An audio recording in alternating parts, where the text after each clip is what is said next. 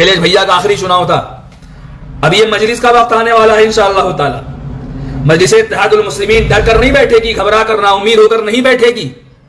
एक लब्बा वोट किया था, एक इत्तेहाद की ताकत से वोट किया था, लेकिन 2019 में भी वही हुआ कि Dalit vote, Rajbhar vote, Jat vote, Yadav vote Bhajpa में ट्रांसफर हो गया और मुसलमानों ने एक तरफा वोट किया। अब आप बताइए, 2014 में हारे, 2017 में हारे, 2019 में हारे, 2022 में हारे। अखिलेश यादव के अंदर भाजपा को हराने की ताकत खत्म हो चुकी है। अखिलेश यादव भाजपा को नहीं हरा सकते।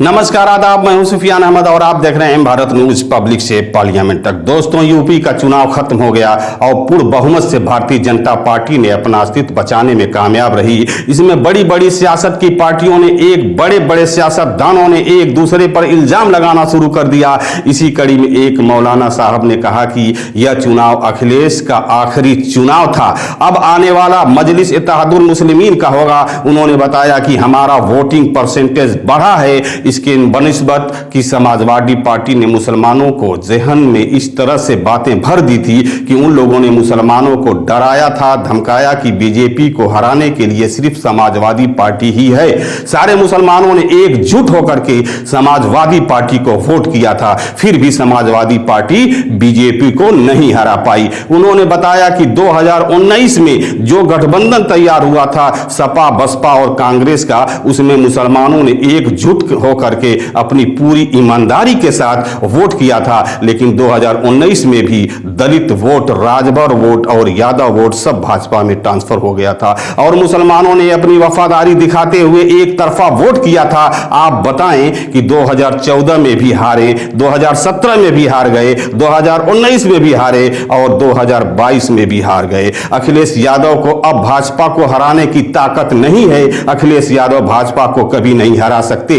इसलिए मुसलमानों से उन्होंने अपील किया कि अब से भी एक हो जाइए और मुत्तहिद रहिए और अपनी लीडरशिप खुद पैदा करिए। अगर भाजपा को कोई हरा सकती है तो वह आपकी अपनी खुद की पार्टी होगी, आपकी अपनी ताकत होगी। यह लोग सिर्फ भाजपा को खौफ दिखा करके मुसलमानों को वोट बांटना चाहते हैं और उन्होंने कहा कि मुसलमानों को सोचने और समझने की जरूरत है। यह सारी पार्टियां मुसलमानों को डरा धमका करके सिर्फ भाजपा को हराने की बात करती है। क्या भाजपा को हराने का ठेका सिर्फ मुसलमानों ने ले रखा है? उन्होंने बताया कि सभी पार्टियां मुसलमानों को धोखा देती हैं, मुसलमानों को ठगने का काम करती हैं। एक और वीडियो में एक साहब ने कहा कि बैरिस्टर असदुद्दीन ओवैसी ने कई महीने तक उत्तर प्रदेश में आकर के आवाज उठाते रहे कि मुसलमानों अपने हक व हकूक को पहचानो, लेकिन उत्तर प्रदेश के मुसलमानों ने गुलामी को कबूल किया। उन्होंने बताया कि उत्तर प्रदेश के सीएम योगी आदित्यनाथ ने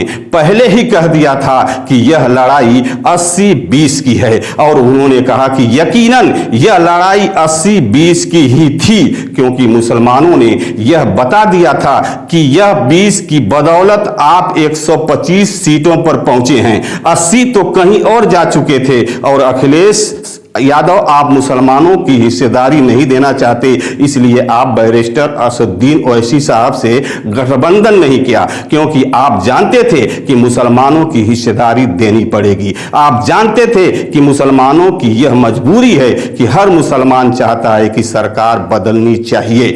आप जानते थे कि बीजेपी को हटाने के लिए मुसलमान हर हाल में मेरे साथ आएगा और फिर भी आपने मुसलमानों को बहलाया, फुसलाया, लेकिन यकीनन 20% ने यह बता दिया कि हमारी वजह से यह समाजवादी पार्टी और भी वजह से वो बसपा पार्टी हो, चाहे वो कांग्रेस पार्टी हो, चाहे अन्य कोई पार्टी हो, इनका कोई वजूद नहीं है, क्योंकि तमाम लोग बीजेपी के साथ जा चुके हैं। सिर्फ मुसलमान कौम ही ऐसी वह है जो बीजेपी के साथ नहीं है। उन्होंने कहा कि आने वाला वक्त सिर्फ और सिर्फ मजलिस इत्तेहादुल मुस्लिमीन का है। उन्होंने मुसलमानों से अपील किया कि एक हो जाओ, मुत्तहिद हो जाओ और अपनी खुद की लीडरशिप पैदा करो। आने वाले दिनों में यही पार्टियां आपसे गठबंधन करने के लिए मजबूर हो जाएंगी।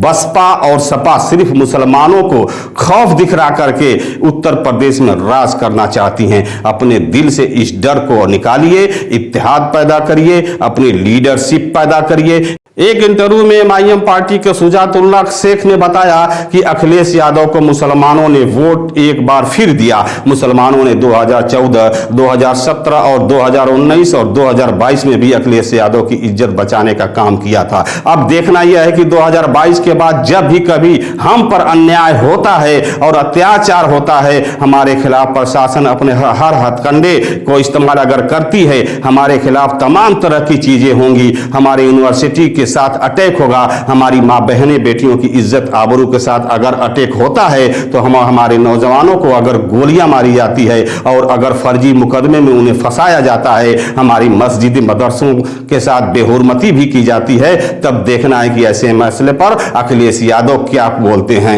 यह जो 34 मुस्लिम विधायक मुसलमानों ने जिता करके उन्हें विधानसभा में भेजा है, तो क्या वो आवाज उठाते हैं कि नहीं। अब आप बताइए, 2014 में हारे, 2017 में हारे, 2019 में हारे, 2022 में हारे। अखिलेश यादव के अंदर भाजपा को हराने की ताकत खत्म हो चुकी है। अखिलेश यादव भाजपा को नहीं हरा सकते।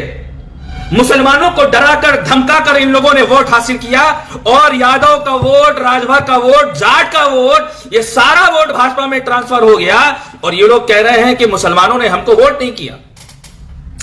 मुसलमानों को सोचने की जरूरत है, मुसलमानों को सोचने और समझने की जरूरत है, बैठकर सर मिलाकर बैठने की जरूरत है। आखिर कौन सी कमियां हैं?